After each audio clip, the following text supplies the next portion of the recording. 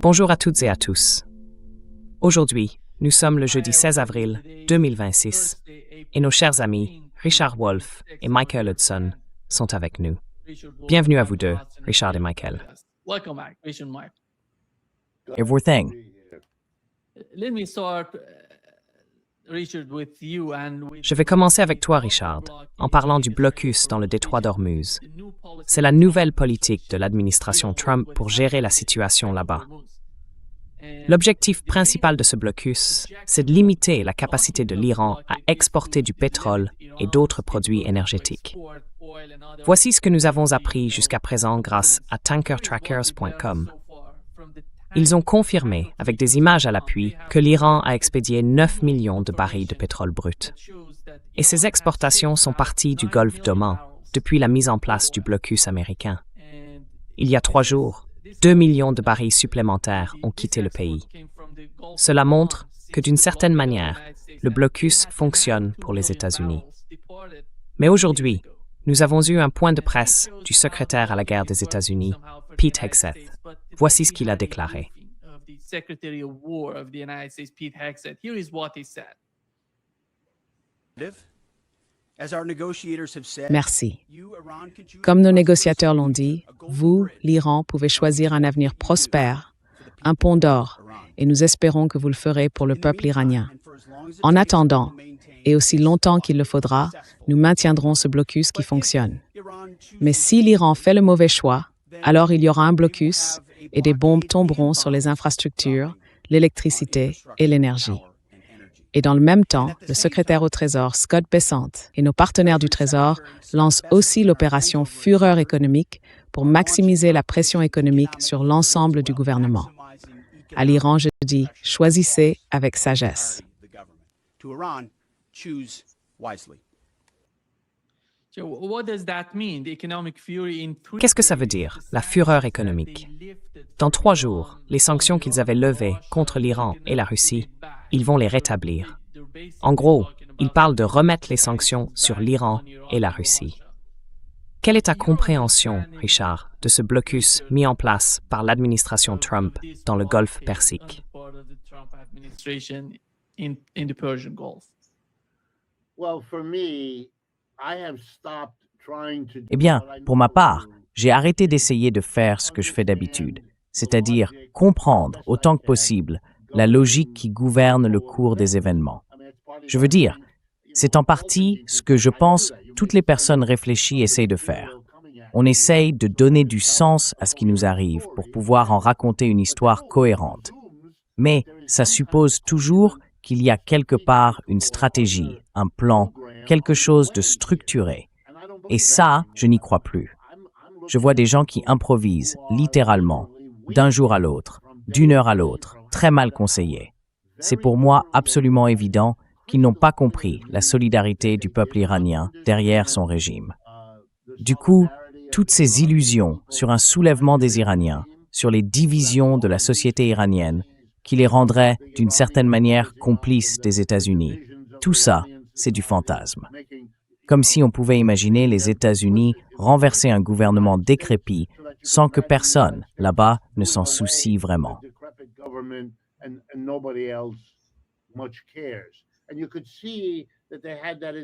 Et on voyait bien que c'est ce qu'ils avaient en tête, parce que c'est vraiment ce qu'ils pensent. D'ailleurs, ils se trompent, mais c'est ce qu'ils croient être arrivé au Venezuela. Donc, ils ont un peu extrapolé. Ils avaient tort. Ensuite, ils se sont aussi trompés en ne comprenant pas que les Iraniens ont des capacités, avec leurs missiles et leurs drones, bien supérieures à tout ce dont on avait parlé jusque-là, à tout ce qu'on pensait devoir attendre d'eux. C'est pour ça qu'on entend sans arrêt ces affirmations absurdes. On a éliminé leur marine, on a éliminé leur armée. Très bien, vous les avez éliminés. Et alors? We have removed their army. Okay. If you remove them, so what? What we know is that they were able to hit. Ce qu'on sait, c'est qu'ils ont réussi à frapper les 13 bases militaires américaines dans la région du Golfe. Ils ont pu pénétrer les défenses, en détruire certaines et franchir toutes les protections. la fronde de David et le dôme de fer en Israël. Donc oui, ils peuvent riposter. Et maintenant, on va faire quoi? Bloquer leurs navires? Lancer une guerre économique? Rétablir les sanctions? Ces sanctions n'ont jamais vraiment bien fonctionné au départ. Elles ne marcheront pas mieux aujourd'hui. En fait, si on les réimpose maintenant, ce sera après qu'ils aient eu des années d'expérience pour les contourner et les éviter. Ils vont s'en amuser. Je veux rappeler un point de géographie. La Russie et l'Iran partagent une immense côte sur la mer Caspienne. Tout ce qu'ils ont besoin d'échanger entre leurs deux pays peut se faire et se fera, si ce n'est pas autrement, alors par cette voie maritime commune que personne ne peut bloquer.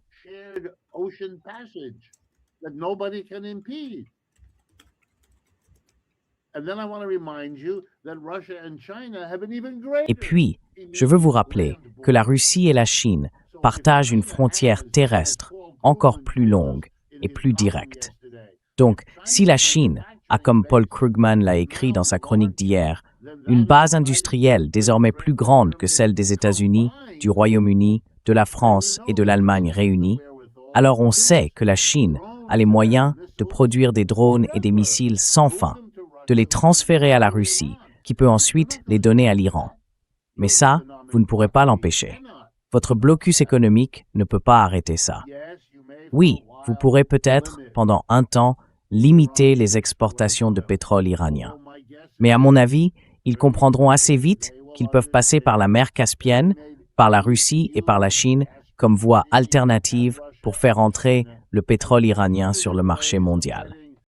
Ce ne devrait pas être si compliqué.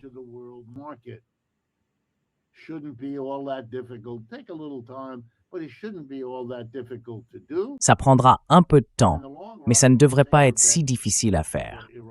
Et à long terme, c'est un pari plus sûr pour l'Iran, parce qu'on ne sait jamais à quelle fréquence les États-Unis vont le refaire. Et puis, il se peut que ce soit, comme certains l'ont suggéré, une décision des États-Unis pour affronter la Chine, puisque le pétrole qui sort d'Iran part vers l'Extrême-Orient, si je comprends bien, vers le Japon, la Corée du Sud, les Philippines et la Chine. Mais ce serait vraiment le pire moment imaginable pour que les États-Unis entrent en confrontation avec la Chine.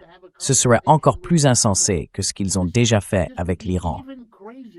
Nos munitions sont très limitées, d'après ce que tout le monde reconnaît, y compris le gouvernement américain.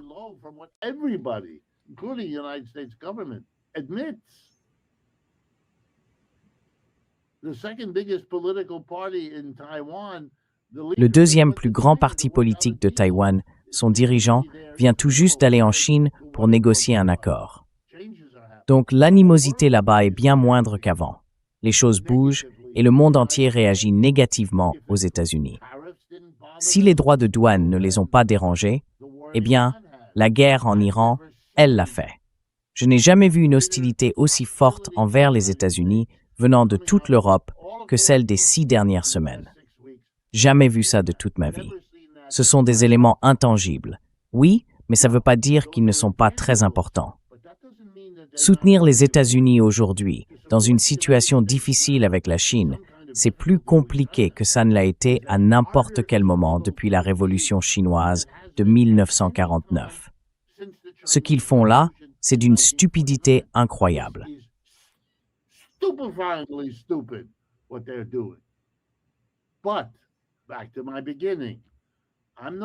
Mais pour revenir à mon point de départ, je ne me base plus sur ce que je viens de dire. C'est peut-être incroyablement stupide, mais regardez ce qu'on vient de voir. Le président des États-Unis, en train de fustiger les alliés européens parce qu'ils n'auraient pas aidé les États-Unis, alors qu'il ne les a même pas consultés avant l'invasion. Avant l'attaque contre l'Iran. Et les missiles iraniens peuvent atteindre la plupart des grandes villes européennes, donc ils sont en danger. L'Iran a choisi de réagir contre les bases américaines dans le Golfe et contre Israël. D'accord, mais ils auraient pu décider d'attaquer les alliés des États-Unis, en particulier par exemple le Royaume-Uni, qui a permis aux Américains d'utiliser leur base militaire à Chypre pour faire la guerre à l'Iran.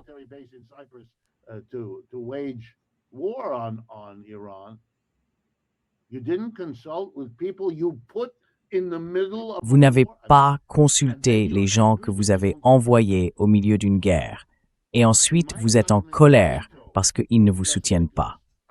À mon avis, l'OTAN n'existe plus. Je sais qu'elle est toujours là, mais c'est comme si les États-Unis déclaraient que, globalement, il vaut mieux ne pas avoir d'OTAN du tout que d'avoir celle qui existe aujourd'hui. Ce n'est même plus la peine de subordonner les autres aux États-Unis. Autant s'en débarrasser. C'est en gros l'état d'esprit. Donc, je ne vois là rien d'autre que M. Hegseth en train de fanfaronner une fois de plus, peut-être avec le secrétaire au Trésor à ses côtés. Ils peuvent enrober ça de tout le verbiage qu'ils veulent.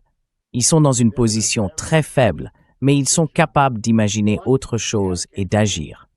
Je ne peux pas prédire ce qu'ils feront parce que je ne vois aucune logique à laquelle rattacher tout ça.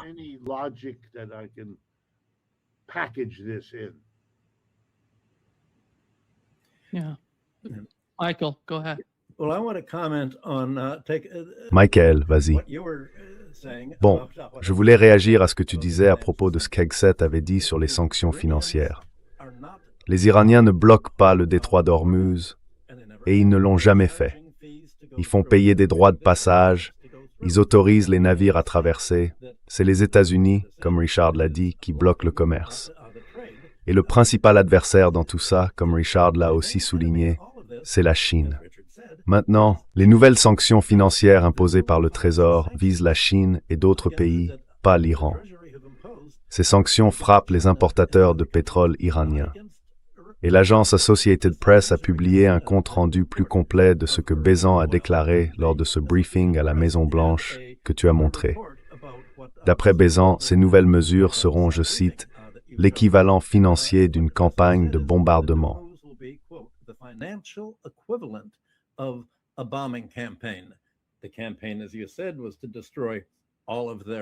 La campagne, comme vous l'avez dit, visait à détruire tous leurs ponts, toute leur économie.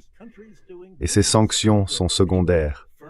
Elles visent les pays qui font affaire avec des personnes, des entreprises ou des navires sous contrôle iranien, y compris les Émirats arabes unis, et des concurrents comme la Chine. C'est donc une escalade des sanctions, imposées en réalité au reste du monde, pour empêcher qu'on achète du pétrole à l'Iran et éviter l'équivalent financier d'un hiver économique, celui qui serait provoqué par l'arrêt des exportations iraniennes.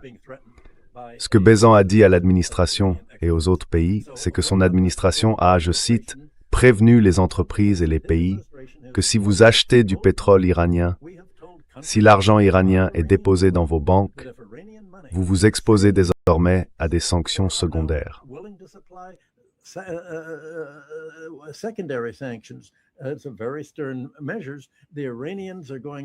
Ce sont des mesures très sévères. C'est une tentative de punir les pays qui ont le moindre rapport avec l'Iran. En gros, ça revient à dire à la Chine, nous voulons que vous suiviez notre politique, que vous n'importiez pas le pétrole dont vous avez besoin, parce que nous voulons que vous rejoigniez nos sanctions. Évidemment, c'est une illusion. Et puis ça rend impossible toute négociation de paix, parce qu'une des conditions posées par l'Iran pour tout accord, c'est que les États-Unis lèvent leurs sanctions. Or, les États-Unis ont clairement dit qu'ils ne les lèveraient pas. Et souvenez-vous de la façon dont Vance a lancé les négociations avec l'Iran au Pakistan le week-end dernier. Il a dit « Voici notre offre finale ». Eh bien, si on commence une discussion en disant que c'est l'offre finale, il n'y a plus rien à négocier.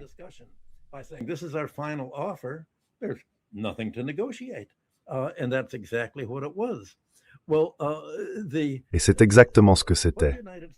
Eh bien, ce que les États-Unis font en dehors des sanctions, c'est que Wilkerson, que vous avez reçu à plusieurs reprises dans votre émission à juste titre, dit que les États-Unis bombardent les réseaux ferroviaires chinois qui cherchent à établir une liaison avec l'Iran.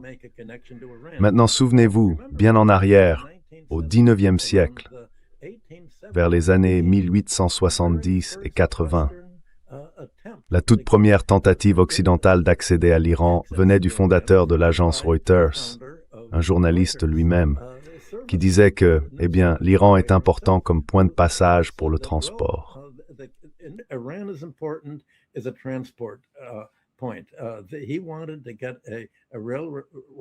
Il voulait obtenir une concession ferroviaire vers la Russie, sur la route de la Chine, en voyant à quel point c'était important. Eh bien, c'est vraiment là que tout se joue. Tout tourne autour de la Chine. Et c'est comme si, qu'est-ce que Trump essaie de faire avec toutes ces manœuvres? Il est censé aller en Chine dans environ 2 semaines. J'ai du mal à imaginer que ça va vraiment se produire. Il a dit que le président Xi allait le prendre dans ses bras, Gulfport, tellement il serait heureux que l'Amérique laisse la Chine importer du pétrole iranien. Mais on sait très bien qu'en ce moment, il bloque ses importations. Alors quel est son plan? Richard disait qu'il est impossible de comprendre la stratégie de quelqu'un qui improvise au jour le jour, comme Trump essaie de le faire.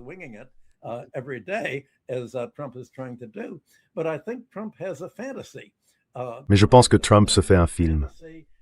Derrière ce scénario imaginaire, il s'imagine aller en Chine et dire « Bon, vous savez, on a bloqué votre pétrole ces dernières semaines ». Comme s'il ignorait que la Chine a déjà considérablement augmenté ses réserves de pétrole. Il veut dire, on va vous autoriser à importer du pétrole iranien, et peut-être même que d'autres pays pourront en importer aussi. Mais en échange, il exige quelque chose. Il veut que la Chine abandonne ses contrôles à l'exportation sur les terres rares et sur toutes les autres matières premières qu'il convoite. Et pour les ordinateurs, pareil, il veut que tout ça disparaisse. Et en plus, il ajoute, au fait, on vous a imposé des droits de douane de 50% et vous devez accepter tout ça. C'est une pure illusion. Voilà, c'est ça, le fond de l'histoire.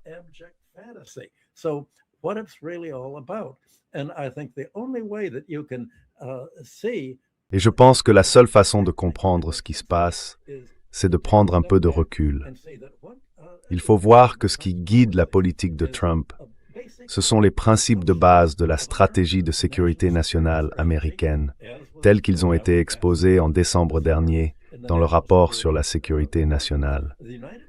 Les États-Unis considèrent la croissance de tout autre pays, dès lors qu'elle lui permet d'être indépendant, comme une menace pour eux-mêmes. Les États-Unis ne peuvent pas se sentir en sécurité si d'autres pays sont suffisamment sûrs d'eux pour ne pas avoir besoin d'adopter la politique étrangère américaine. C'est ça, le principe fondamental. Et au fond, on a l'impression que l'indépendance de n'importe quel autre pays est perçue comme une menace. Alors la vraie question, c'est, que vont faire les autres pays?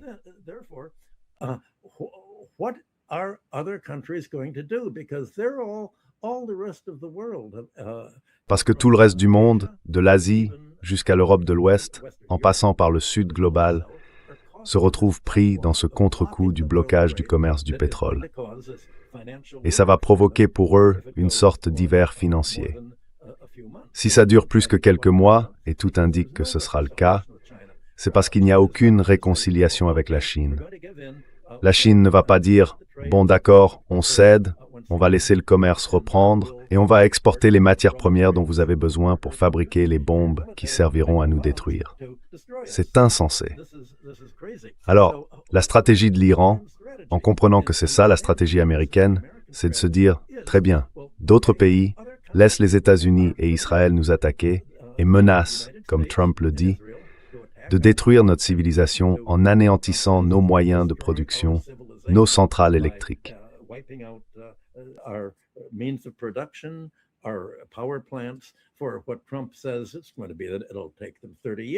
D'après ce que dit Trump, il faudra 30 ans pour qu'ils s'en remettent. D'autres pays autorisent déjà ça. Donc il n'y a qu'une seule défense possible pour nous. Nous, les Iraniens, on ne peut évidemment pas vaincre les États-Unis à nous seuls. Ils ont bien plus de puissance et au moins une partie de leurs missiles passerait. Et puis, il y a les 200 bombes atomiques d'Israël prêtes à être utilisées. Ce que l'Iran peut faire, c'est dire, eh bien, dès qu'on sera attaqué, ou si on essaye de faire passer un de nos navires en attaquant un navire américain et qu'il réplique, alors on va bombarder les bases américaines restantes en Arabie Saoudite et aux Émirats. Et on va bombarder le port qu'utilise l'Arabie Saoudite sur la mer Rouge, justement pour éviter le détroit d'Ormuz. On va le bombarder.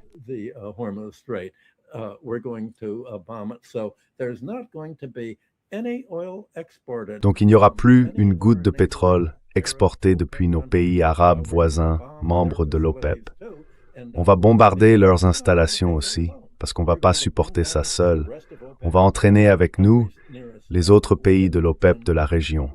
Et on comprend bien la menace. On espère que vous, les autres pays, vous la comprenez aussi. Le Japon, la Corée, l'Europe de l'Ouest et le reste de l'Asie. Ce que les sanctions américaines et la guerre américaine contre nous obligent à faire pour nous défendre, ça va aussi vous toucher. Vos économies vont s'arrêter faute de pétrole.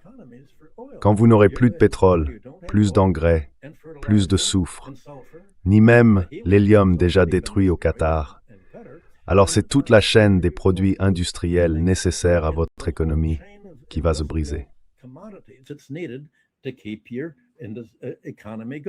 Other industries, your plastics industry, and industries using plastics, your transport industry using oil, especially your airplane, your travel, airline industry. L'aviation, vos voyages, l'industrie aérienne souffrent déjà partout dans le monde. Et maintenant, il y a une pénurie de carburant pour les avions. Tout cela est menacé par l'attaque de l'Amérique contre nous. Cette situation nous oblige à essayer de nous défendre, en vous alertant sur le fait que finalement, vous aussi, vous êtes pris dans tout ça, comme des dommages collatéraux. Vous n'allez rien faire pour arrêter les États-Unis. Nous seuls, on ne peut pas. On essaie simplement de vous prévenir. Eh bien, la nuit dernière et celle d'avant, et encore celle d'avant, les bourses en Corée et au Japon montent en flèche. Elles ne baissent pas. Le monde refuse de penser l'impensable.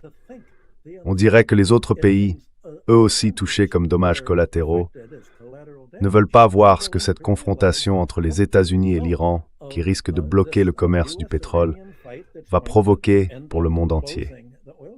C'est ça qui est complètement éhou.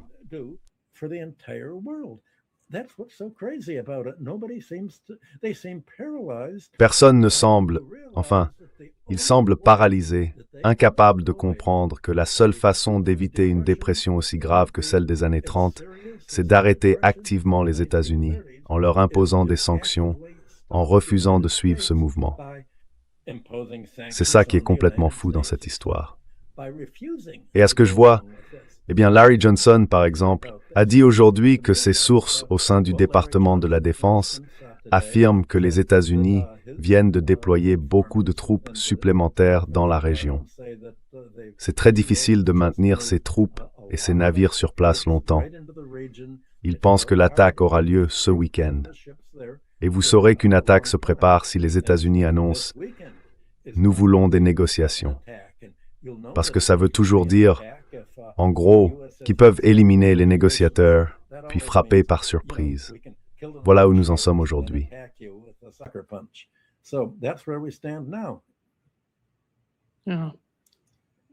Richard, Oui. Richard, est-ce que tu vois la guerre d'une certaine façon? Parce que quand on écoute le ton de Pete Hegseth, il dit qu'au début de ses interventions, il laissait entendre qu'il y avait des progrès dans les négociations. Mais personne n'est vraiment optimiste sur ce qui se passe entre l'Iran et les États-Unis pour l'instant. Est-ce que tu penses que la guerre va s'intensifier ou qu'elle va continuer comme maintenant, avec le cessez-le-feu, peut-être prolongé ou quelque chose du genre? Quelle est selon toi la situation actuelle? what is your understanding of the current situation? Eh bien, je reviens à cette idée d'improviser. Je ne pense pas qu'ils aient une vision claire. Ils essaient tout ce qui leur passe par la tête. Et si quelque chose semble marcher, quoi que ce mot veuille dire, si quelque chose a l'air de fonctionner, alors ils en font un peu plus. Ils veulent menacer, alors ils envoient plus de troupes. D'après tout ce que m'ont dit des gens comme Larry Johnson, il faudrait bien plus de troupes que ce qu'ils ont actuellement dans cette région pour pouvoir faire quoi que ce soit. L'Iran a une grande armée et ça va poser un gros problème. Et souvenez-vous, on avait un demi-million de soldats en Afghanistan, un demi-million ou plus au Vietnam, et ainsi de suite. Donc, c'est pas du tout clair ce qu'ils peuvent faire, avec ou sans troupes, pour commencer.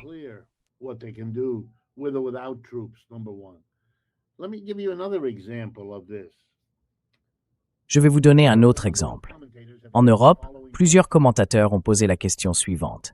Si les objectifs du blocus étaient à peu près les mêmes que ceux qui ont motivé l'attaque, la question du matériel nucléaire, l'ouverture du détroit d'Ormuz et tout le reste, alors pourquoi, bon sang, ne pas avoir essayé la voie économique avant de passer à la voie militaire? Autrement dit, un blocus n'aurait pas tué 5 ou 10 000 personnes en Iran. Un blocus aurait coûté bien moins cher à mettre en place que ce qu'ils ont fait. Alors, pourquoi ne pas avoir tenté le blocus économique pour voir si ça fonctionnait? Vous pouviez toujours menacer, comme ils le faisaient déjà, que si ça ne marchait pas, si les Iraniens ne venaient pas à la table des négociations, vous passeriez ensuite à l'option militaire.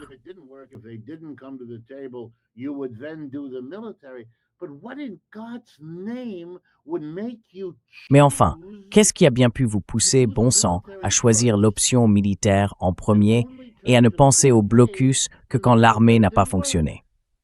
Franchement, c'est insensé. On commence par la solution la moins coûteuse, la moins dommageable, politiquement et idéologiquement. Mon Dieu, pourquoi? Pourquoi? L'ayatollah Khamenei était opposé au développement de l'arme nucléaire. Et ça, depuis de très nombreuses années. Il était peut-être même le seul à retenir l'Iran de le faire, de toute façon. Donc c'est un sujet flou, d'accord? Mais pourquoi avoir mis le blocus économique en deuxième? Maintenant, vous avez un blocus économique, et encore une fois, vous menacez de revenir à l'option militaire si ça ne marche pas. Mais ça aurait dû être la première étape, pas la deuxième.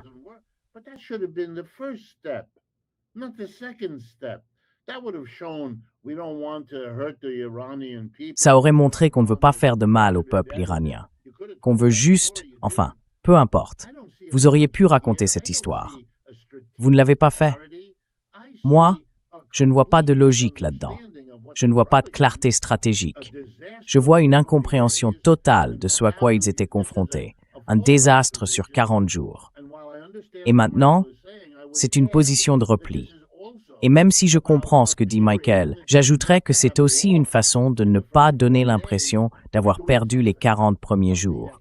En faisant quelque chose qu'on peut présenter comme anti-iranien ou comme la poursuite du combat. Regardez Hegseth, ou peu importe comment il s'appelle. Regardez son attitude. Il veut être aux commandes. Lui et Trump veulent être aux commandes.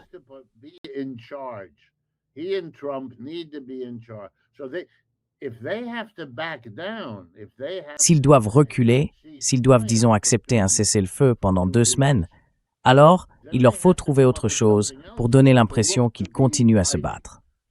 Donc maintenant, leur nouveau discours, c'est « on va défier la Chine, on va sanctionner le monde ». Le revoilà. Avant, ils voulaient taxer le monde. Maintenant, ils veulent sanctionner. Regardez-le. C'est un effort désespéré pour continuer à faire quelque chose qui ne marche pas. Et il est très frustré parce que ça ne marche pas. Les droits de douane n'ont pas fonctionné. Vraiment pas. Ils ont coûté bien plus qu'ils n'ont rapporté. Vous savez, les recettes du Trésor américain tournent autour de 150 milliards de dollars pour une année de droits de douane. C'est totalement insuffisant pour faire face au déficit. Et avec sa volonté d'augmenter encore les dépenses militaires. C'est ce qu'il va faire. Il va être le président à la tête d'une grande armée, et c'est à peu près tout ce qu'il aura. Mais ça ne suffira pas pour gérer des situations comme le détroit d'Ormuz, ni pour faire face à l'alliance entre l'Iran, la Russie et la Chine. Ils n'en sont pas capables, sauf à recourir à l'arme nucléaire. Et bien sûr, cette menace reste toujours en toile de fond.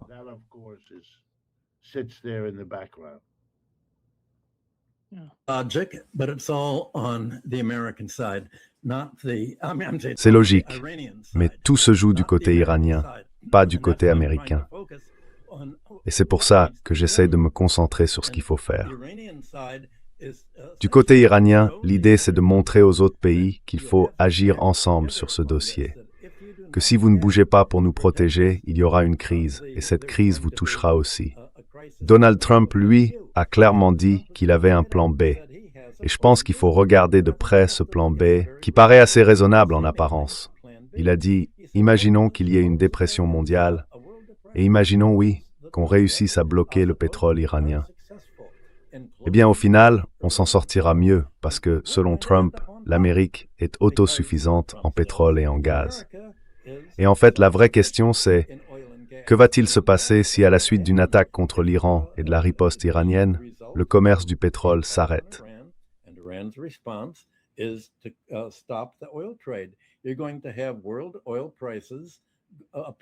Les prix mondiaux du pétrole pourraient monter jusqu'à $200 le baril, c'est à peu près l'estimation habituelle. Le diesel augmenterait encore plus, et le kérosène pour les avions aussi. Les prix du gaz naturel liquéfié grimperaient eux aussi. Et ce que Trump a dit, c'est que ce serait une véritable aubaine pour les compagnies gazières américaines, grâce à la fracturation hydraulique. Nous avons beaucoup de gaz naturel liquéfié. En fait, ce qui s'est passé ces derniers mois, surtout le dernier, c'est une énorme hausse des exportations américaines de GNL et de pétrole. Et si ces exportations n'ont pas provoqué de pénurie sur le marché intérieur, c'est parce que le gouvernement des États-Unis a puisé dans ses réserves stratégiques de pétrole pour les remettre sur le marché.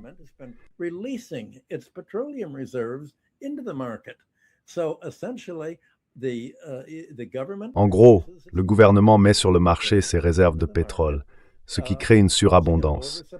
Les compagnies américaines de pétrole et de gaz en profitent pour exporter vers l'Europe, l'Asie et les pays du Sud global, en réalisant des profits énormes. Et Trump pense que les États-Unis seront moins touchés que les autres pays, et que c'est ça, gagner. Si cette situation provoque une crise ailleurs, pour lui, c'est une victoire. Trump dit aussi, si tout le monde est en crise, nous, on contrôle les points d'étranglement et on peut atténuer la crise. On peut dire d'accord, on vous autorise à commercer de nouveau avec l'Iran. Voilà ce que vous devez céder et voilà ce que l'Iran doit faire pour que tout ça fonctionne. C'est le scénario que Trump imagine. Mais ce qu'on oublie dans tout ça, comme je le répète souvent dans ton émission, Nima, c'est la dimension financière.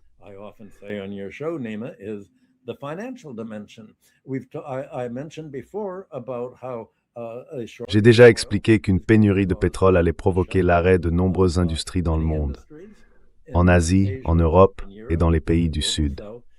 Cela va entraîner du chômage. Le gouvernement devra venir en aide à l'ensemble de la population, aux propriétaires notamment, pour qu'ils puissent continuer à éclairer et à chauffer leurs maisons sans voir leur facture d'électricité doubler ou tripler. Autrement dit, l'État devra accorder des subventions. Et ça va entraîner des dépenses publiques énormes. En plus de l'augmentation du déficit de la monnaie nationale et de la balance des paiements, puisque le pays devra payer plus cher ses importations de pétrole et de gaz, où qu'il puisse s'en procurer.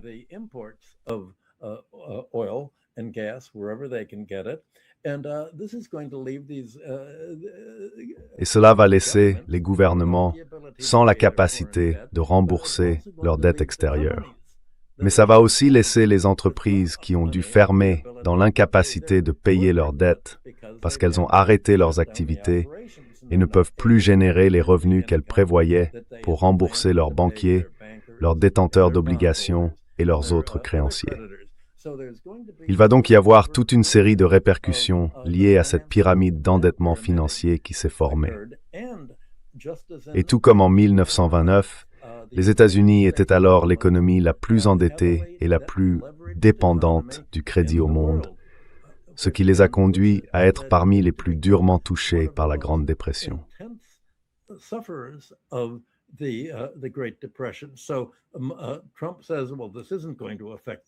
Alors Trump dit, bon, ça ne va pas affecter l'économie américaine. Mais quand on prend en compte les projets des États-Unis, avec plus de 1 500 milliards de dollars pour reconstruire la machine militaire américaine, et les 200 milliards supplémentaires que coûte le remplacement de toutes les bombes et missiles utilisés dans la guerre contre l'Iran, on se retrouve avec un déficit énorme. En gros, ce que Trump dit, c'est « Pour payer l'armée, on ne peut pas se permettre Medicaid. On ne peut pas se permettre Medicare. On ne peut pas se permettre de financer les prêts immobiliers, les services de garde d'enfants et toutes les dépenses sociales que le gouvernement fédéral américain est censé assumer depuis un siècle.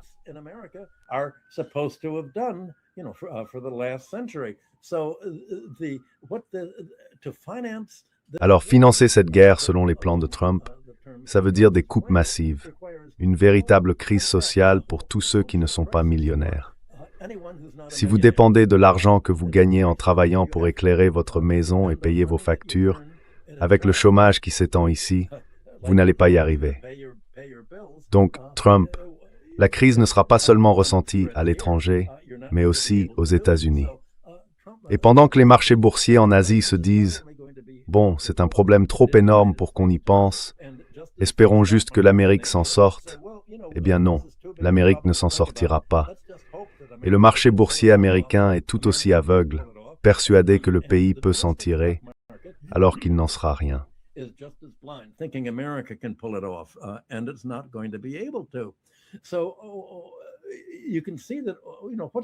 Alors vous voyez, quand la poussière retombera, qu'est-ce qui va se passer?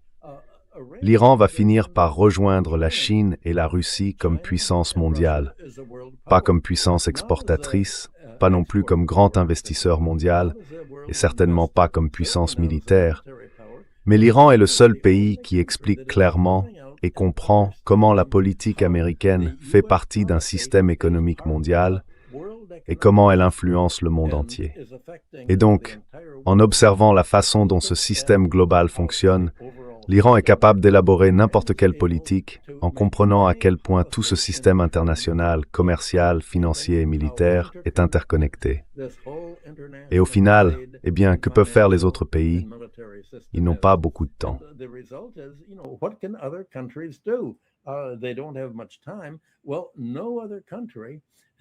Eh bien, aucun autre pays n'a pris l'initiative d'accuser Donald Trump et Hegseth de crimes de guerre.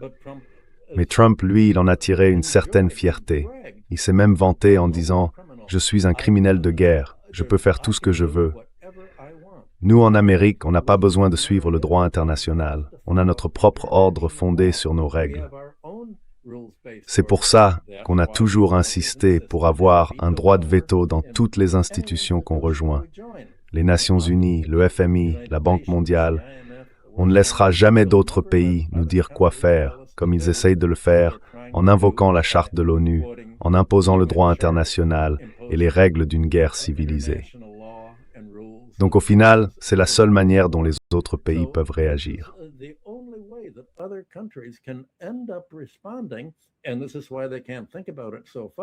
Et c'est pour ça qu'ils ne peuvent pas aller aussi loin dans leurs réflexions, parce qu'il faudrait remplacer toutes ces institutions qui sont sous le contrôle des États-Unis, ou du moins bloquées par eux.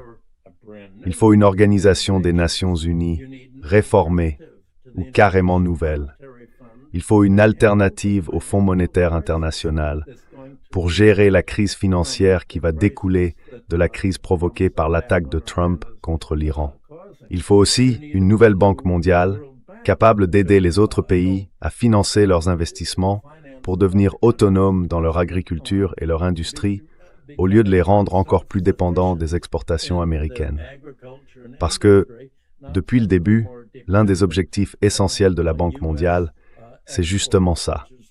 En réalité, elle a toujours été une sorte de prolongement du département de la Défense des États-Unis.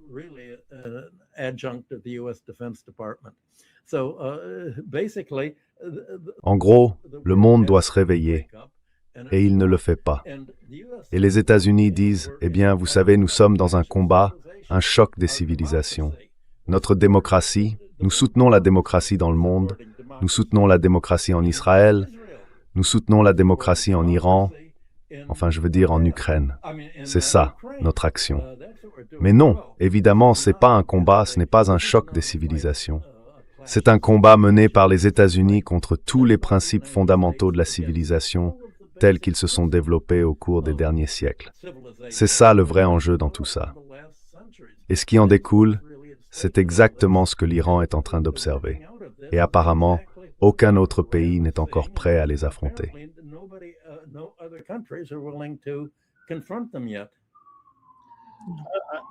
It's very important that we confront Il est très important de confronter M. Trump quand il dit, comme Michael l'a cité à juste titre, qu'on peut provoquer une dépression mondiale parce qu'on est assez fort pour y survivre.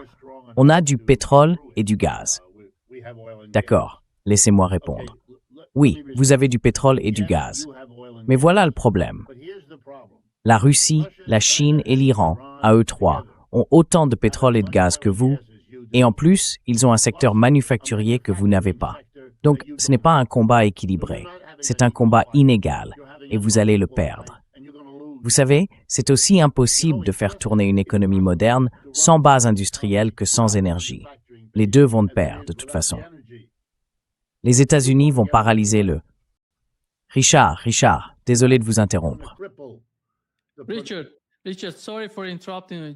Just to Je voulais juste préciser que voici ce qu'a rapporté le Wall Street Journal, et ça confirme exactement ce que vous venez de dire. Le Pentagone discute avec des constructeurs automobiles pour, d'une manière ou d'une autre, produire des missiles.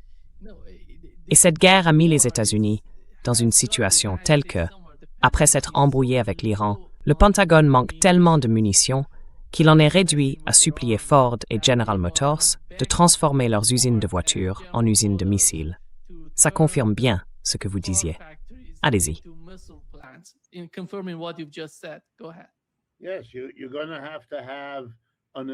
Oui, il va falloir mettre en place un plan d'urgence.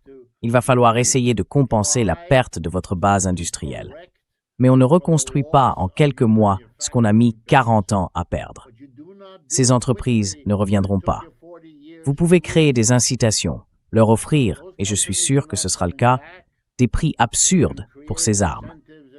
Mais vous savez, vos commentateurs, entre autres, ont déjà souligné qu'ils étaient dangereusement à court de munitions à cause de l'Ukraine, même avant que le conflit avec l'Iran ne commence. Donc maintenant, c'est encore pire. Alors oui, on peut voir un titre comme celui-là, mais en réalité, ils vont passer leur temps à essayer de rattraper leur retard.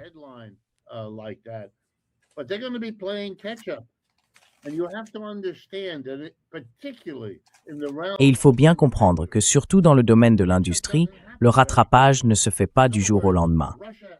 En clair, la Russie, la Chine et l'Iran, qui ont aujourd'hui l'avantage d'un secteur manufacturier développé, vont exploiter cet avantage de plus en plus. Les États-Unis vont avoir de plus en plus de mal à rester compétitifs dans l'économie mondiale. Pourquoi? Parce que les Russes et les Chinois vont utiliser leur avance industrielle pour pousser la production de tous les biens modernes, le transport ferroviaire, automobile, et ainsi de suite. Ce n'est pas dans une bataille comme celle-là qu'on veut se lancer avec un titre comme celui que vous venez de montrer, et le Pentagone qui s'en mêle.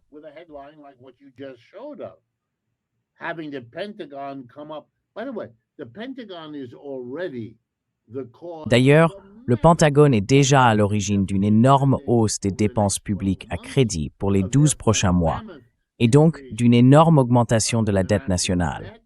La Cour suprême a supprimé le droit de douane. Il ne fonctionnait déjà pas très bien. Maintenant, il ne rapportera plus rien, ou presque rien. Autrement dit, on se retrouve dans une situation très dangereuse. Cela va faire monter les taux d'intérêt. Remarquez que M. Powell, à la Réserve fédérale, a laissé entendre ces derniers jours, ce qui lui a valu des ennuis avec Trump, qu'il ne comptait plus baisser les taux. Il parle désormais de les augmenter pour se préparer aux effets inflationnistes de la hausse des prix du pétrole et de l'énergie.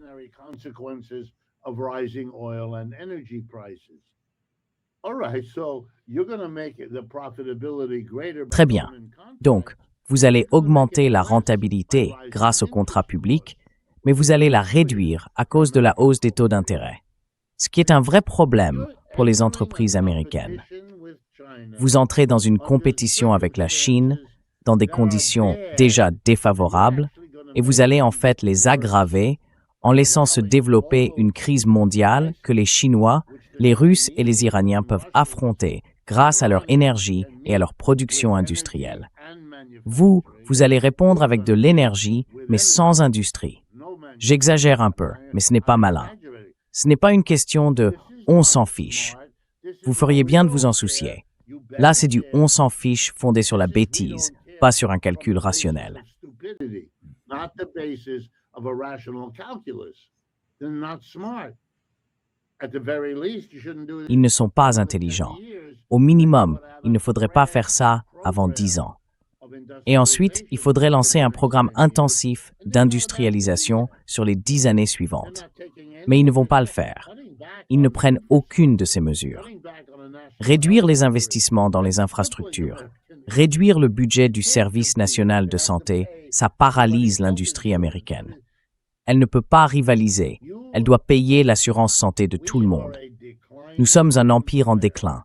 On peut se débattre, se contorsionner, faire semblant, parler fort, mais ça ne change rien au fait que l'empire décline.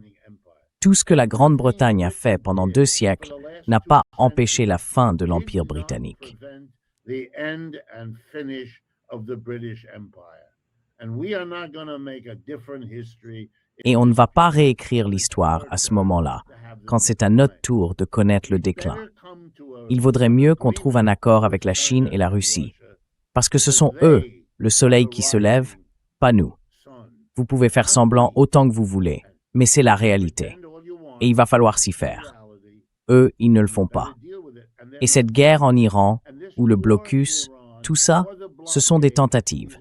Les États-Unis essayent depuis 40 ans d'arrêter, de bloquer, de ralentir le développement économique de la Chine.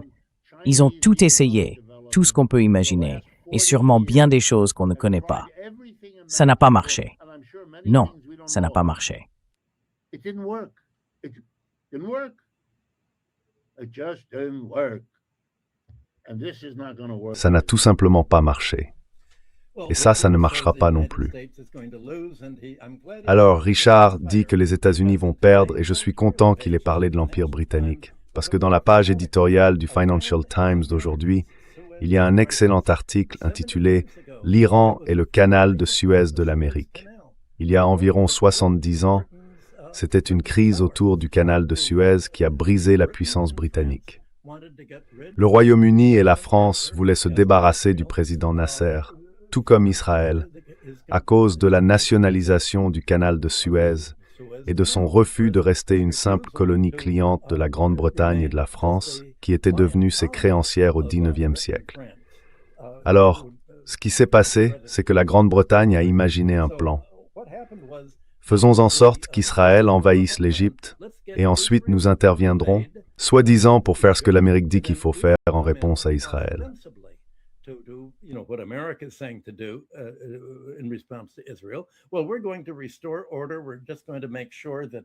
Eh bien, on allait rétablir l'ordre.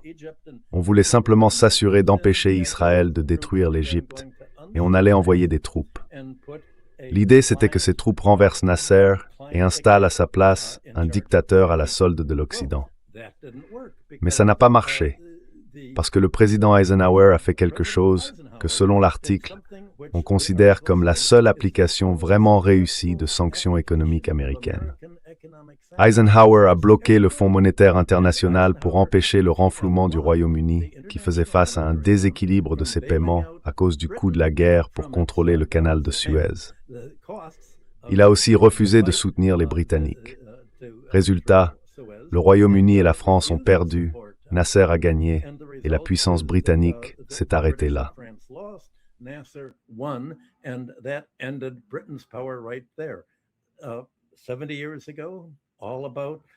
Il y a 70 ans, tout tournait autour de la bataille pour le contrôle d'un canal que les puissances occidentales ont perdu au profit de l'Égypte. Un peu comme on a l'impression aujourd'hui que les États-Unis ont perdu face à l'Iran. Depuis 50 ans, comme on l'a déjà dit, on répète que l'atout majeur de l'Iran, c'est le contrôle du détroit d'Ormuz. Et c'est exactement ce qu'il a fait. On pourrait penser que tout cela aurait pu être réglé autrement. Tout avait déjà été expliqué sans que rien ne change. Je veux ajouter un autre point que Richard a eu raison de soulever. Quel est l'effet de ce déficit militaire industriel d'1,5 billion ou d'environ 1700 milliards sur les États-Unis? La Réserve fédérale reprend la propagande habituelle des banques en disant que cela va provoquer de l'inflation, faire monter le prix du pétrole. L'économie dominante, elle, se trompe complètement de sens. Mainstream economics gets it backward. This is deflationary, not inflationary. C'est déflationniste, pas inflationniste. Oui, les prix du pétrole vont augmenter, c'est vrai. Mais qu'est-ce que ça provoque? Eh bien, ça entraîne la fermeture d'industries qui ne peuvent pas supporter ces prix élevés. Ça veut dire du chômage. Ça veut dire une forte contraction du marché intérieur. Et c'est exactement ça, une dépression. La Grande Dépression n'était pas inflationniste, elle était déflationniste. Mais la théorie monétaire moderne ne comprend pas ce qui se passe. Au moins, Scott Bessent a écrit des articles en disant « Comment avons-nous financé tout ce déficit ? Tout cet endettement que l'Amérique doit contracter, que le gouvernement est censé contracter pour le financer, c'est en émettant des obligations. »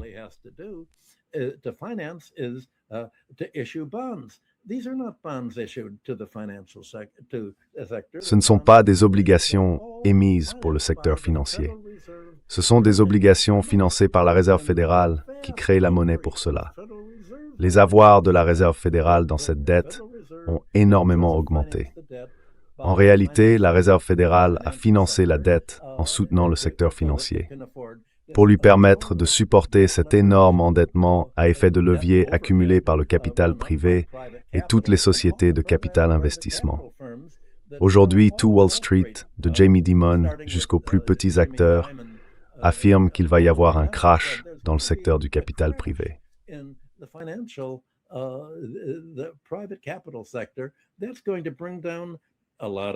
Ça va faire tomber beaucoup de fonds de pension.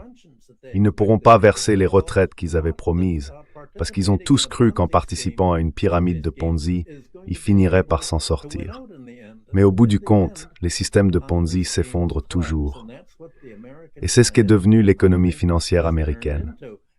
Et le déclencheur qui fera s'écrouler cette pyramide, parce qu'il y a toujours un déclencheur, ce sera la crise provoquée par l'Iran et les perturbations industrielles causées par la hausse des prix du pétrole qui en découlera.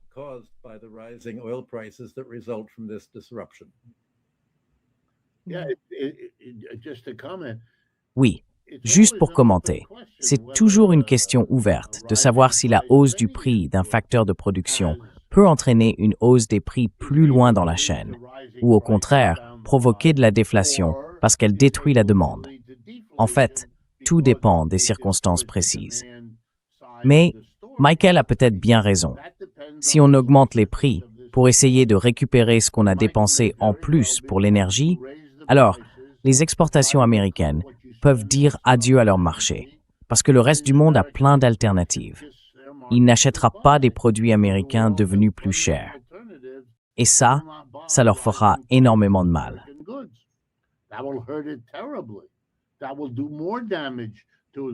Ça va faire encore plus de dégâts à ce qu'il reste du secteur manufacturier dans ce pays, ce qui n'est déjà pas grand-chose, et aussi à ce qui reste du seul secteur vraiment dynamique qu'on a, celui des hautes technologies, où les Chinois sont maintenant quasiment à égalité avec nous. Et eux, ils vont sans doute connaître une période plus favorable que les États-Unis, qui traînent le poids du déficit et la hausse des prix de l'énergie. Ce n'est vraiment pas une situation avec laquelle on peut jouer, surtout en pleine agitation économique. Vous savez, tout ça, c'est du blabla, parce que votre situation est difficile et vous devenez désespéré.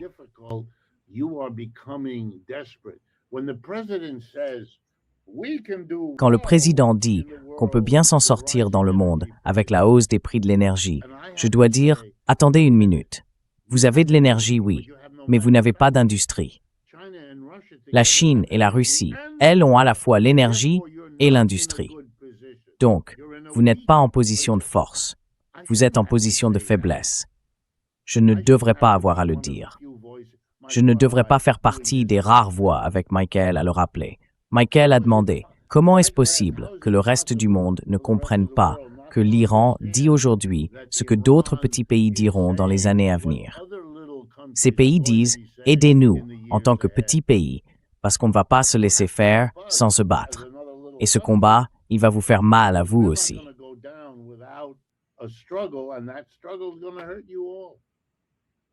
we're not going to go down in Iran. We're not going to fold. Nous n'allons pas reculer en Iran. Nous n'allons pas plier sans faire le plus de bruit possible, ce qu'ils ont déjà fait d'ailleurs. Je veux dire, ils l'ont fait ces 40 derniers jours. Ils ont fermé le détroit, sauf pour les navires qu'ils ont laissés passer. Quand je regarde la carte, avec tous ces pétroliers dans le golfe Persique, et puis dans la mer d'Arabie de l'autre côté, on voit bien qu'ils ont réussi. Ils ont montré de quoi ils sont capables. Et le parallèle avec Suez est évident, bien sûr. Le canal de Panama, sa position et son rôle devraient l'être aussi. C'est un pays étrange, créé pour donner aux États-Unis un contrôle indirect. Aujourd'hui, il veut le rendre direct à nouveau, d'où M. Trump. C'est une tentative d'arrêter l'histoire. This is an attempt to stop history. This is the equivalent of the famous story. C'est un peu comme la fameuse histoire de cet enfant, ce petit garçon, qui met son doigt dans une digue aux Pays-Bas. Vous savez, ces digues sont censées retenir la mer, parce qu'on appelle ce pays les Pays-Bas, justement parce qu'ils sont en dessous du niveau de la mer. On met un doigt ici, et aussitôt, un trou s'ouvre là-bas. Et quand on n'a que 10 doigts, eh bien la digue finit par céder, et c'est l'inondation. On ne peut pas continuer comme ça. C'est une stratégie de désespoir, au lieu de s'asseoir avec les Russes et les Chinois pour trouver un accord, parce que ce serait la meilleure voie. Et si cela doit se faire au détriment d'Israël, ce que, personnellement, je pense être en train d'arriver, alors ce sera un prix que la plupart du monde acceptera sans trop de difficultés.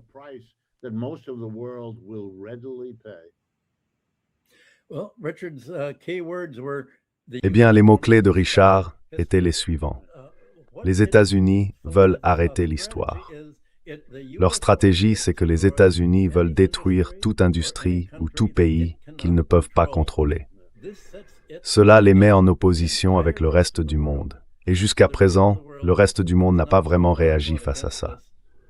Donc, j'imagine que ce à quoi tout le monde s'attend, c'est que, si les choses suivent leur cours, d'autres pays finiront par riposter et dire « Nous ne voulons pas être contrôlés, nous voulons notre propre souveraineté ». C'est justement ce que les Nations Unies étaient censées garantir à travers leur charte sur la souveraineté de tous les États et la non-ingérence dans les affaires intérieures des nations.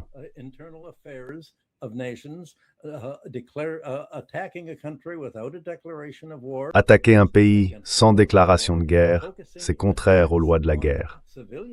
Cibler des infrastructures civiles, c'est aussi contraire aux règles de la guerre. Et jusqu'à présent, les États-Unis n'ont pas cherché à frapper les moyens de production de l'Iran, mais uniquement ses civils.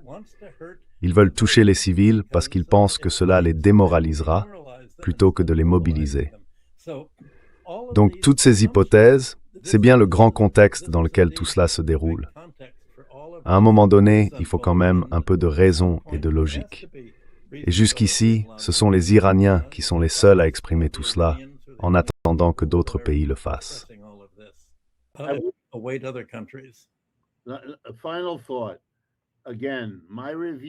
Une dernière réflexion. D'après ce que je lis dans la presse européenne, et je le fais régulièrement, ce que dit Michael est vrai. Mais l'état d'esprit, l'attitude du grand public envers les États-Unis a déjà beaucoup changé. Tout le monde le sent. Les tarifs douaniers y ont contribué, cette guerre aussi. Toute une série d'événements rendent les Européens au minimum hostiles et amers. Vous savez, les États-Unis, et M. Trump en particulier, commencent à recevoir le même traitement qu'on réservait autrefois à Hitler ou qu'on réserve aujourd'hui à Poutine. Cette obsession européenne du Poutine est le grand danger est maintenant au coude à coude avec M. Trump et le grand danger. Ce n'est pas qu'ils aient cessé de diaboliser Poutine, pas du tout. Mais ils ont ajouté à cela une diabolisation de Trump. Et comme en réalité, Trump est dans une position bien plus capable de leur nuire que M. Poutine, la situation tourne franchement au désavantage de M. Trump.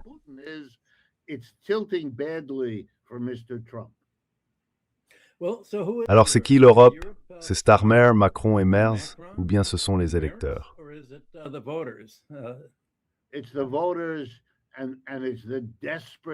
Ce sont les électeurs, et c'est cet effort désespéré. Pour chacun de ces trois-là, on voit des sondages encore pires que ceux de M. Trump. Beaucoup tournent entre 10 et 20% d'intention de vote. C'est catastrophique. Il n'y a aucune chance que M. Macron soit réélu, sauf coup de chance. C'est pareil pour Starmer et pareil pour Mers. Et le plus ironique, c'est que la seule exception pourrait bien être Meloni. Mais c'est parce qu'elle prend maintenant la tête dans les attaques contre Trump. Elle peut s'appuyer sur l'attaque de Trump contre le pape, et elle s'en sert pour renforcer son propre soutien. Mais c'est un soutien construit sur une position anti-Trump. But it's a support wrapped up in anti-Trump.